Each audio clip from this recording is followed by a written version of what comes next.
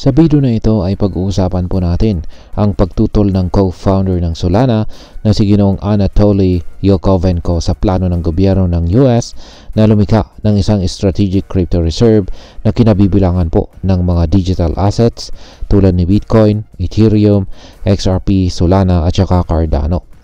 Atin pong susuriin ang mga detalye ng planong ito, ang mga posibleng epekto nito sa decentralization at kung paano po ito makakaapekto sa atin bilang mga Pinoy crypto enthusiast.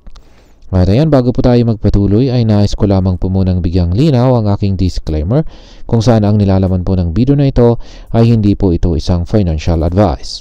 For education and information purposes lamang po ang layunin nito.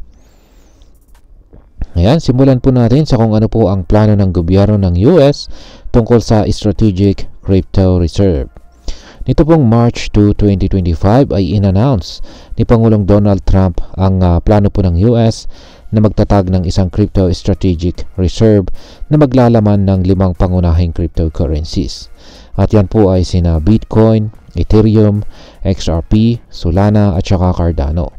Ang hakbang na ito ay bahagi po ng kanyang executive order noong January na naglalayong gawing crypto capital of the world ang US at suportahan ang paglago ng industriya ng mga digital assets. Ngayon ay bakit nga ba tutol itong si Ginoong Anatoly Yakovenko sa planong ito? Ngayon, si Anatoly Yakovenko ay siya po ang co-founder ng Solana. At siya ay nagpahayag ng kanyang mga alalahanin tungkol sa planong ito. Ayon sa kanya, ang pagkakaroon ng gobyerno ng kontrol sa mga digital assets ay maaring magpahina sa prinsipyo ng decentralization na siyang pundasyon or foundation ng cryptocurrencies.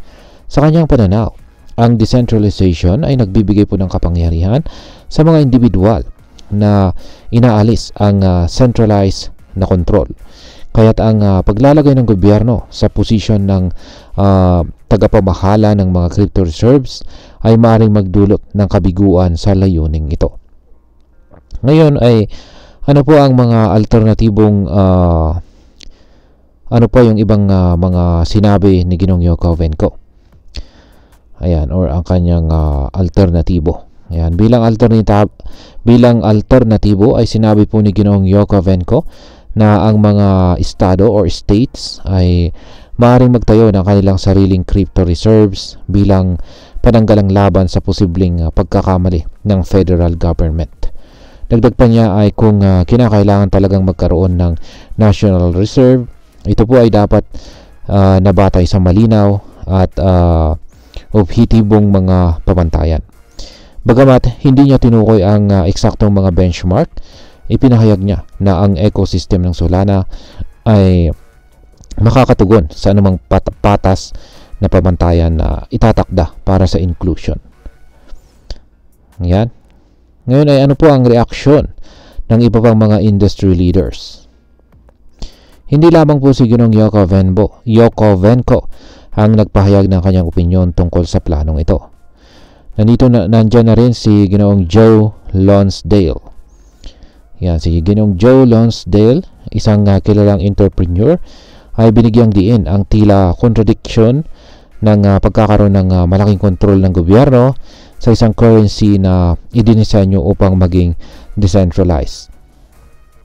Ayon sa kanya, ang pagbubuwis po ay dapat minimal at kinwestiyon niya ang mga traditional na gastusin ng gobyerno, pati na rin ang mga inisyatibong may kinalaman sa crypto na pinupondohan ng pampublikong pondo. Samantala si si Ginoong Austin Campbell naman, isa rin po siyang crypto entrepreneur at saka professor sa NYU, ay nagpahayag din ng kanyang pagtutol sa ideya ng isang Bitcoin Strategic Reserve. Binagyang diin niya na ang kanyang pagtutol ay hindi laban sa Bitcoin mismo, kundi sa mga panganib ng pagkakaroon ng gobyerno ng kontrol sa mga crypto reserves.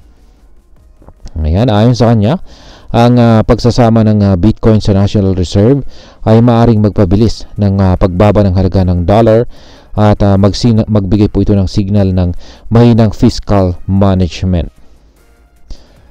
Ngayon ay ano po ang mga posibleng epekto ng planong ito sa crypto market? Ang announcement po ni Pangulong Trump ay nagdulot ng pansamantalang pagtaas sa halaga ng mga nabanggit na cryptocurrencies. Halimbawa, ang presyo ni Bitcoin ay tumaas po ng 9% hanggang $93,000 na nagdagdag ng $166 billion sa market value nito. Sa XRP naman ay tumaas mula sa $2.23 hanggang $2.99. Habang si Solana naman ay umakyat mula $140 hanggang $168. Gayunpaman, ang mga pagtaas na ito ay hindi po nagtagal at ang kanilang mga presyo ay bumalik din sa mga dating price levels makalipas lamang ang ilang araw. At ngayon ay ano naman ang maaaring maging epekto nito para sa atin bilang mga Pinoy crypto enthusiasts. Yan, bilang mga trader at saka investor, mahalaga pong maunawaan natin ang mga posibleng epekto ng planong ito. Ang pagkakaroon po ng gobyerno ng US ng malaking crypto reserve ay maaaring magdulot ng volatility o pabago-bagong presyo sa market. Ang mga biglaang pagbabago sa presyo ay maaaring magresulta sa mga pagkakataon para sa kita. Ngunit, mayroong ding kaakibat na panganib ng pagkalugi. Bukod dito, ang posibleng pagkakaroon po ng centralized control sa mga cryptocurrencies ay maaaring makaapekto sa decentralized environment ng mga ito na siyang nagbibigay po ng kalayaan at seguridad sa mga users. At ayan, bilang panghuli ay ano naman ang aking masasabi tungkol dito.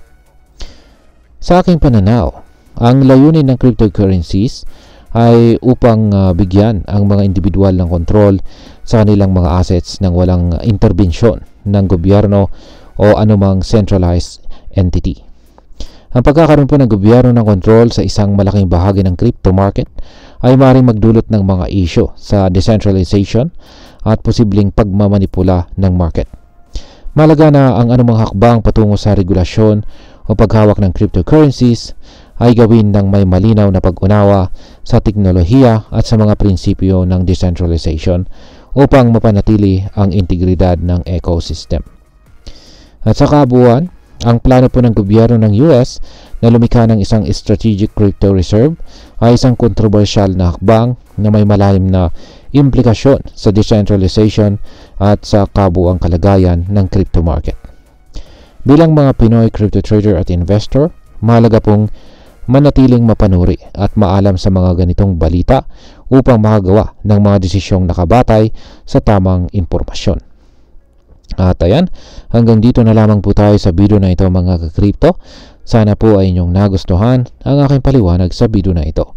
Kung inyo po itong nagustuhan, pag-click lamang po ang like button nito. Marami pong salamat sa panonood. Ingat po tayo lagi at God bless po sa ating lahat.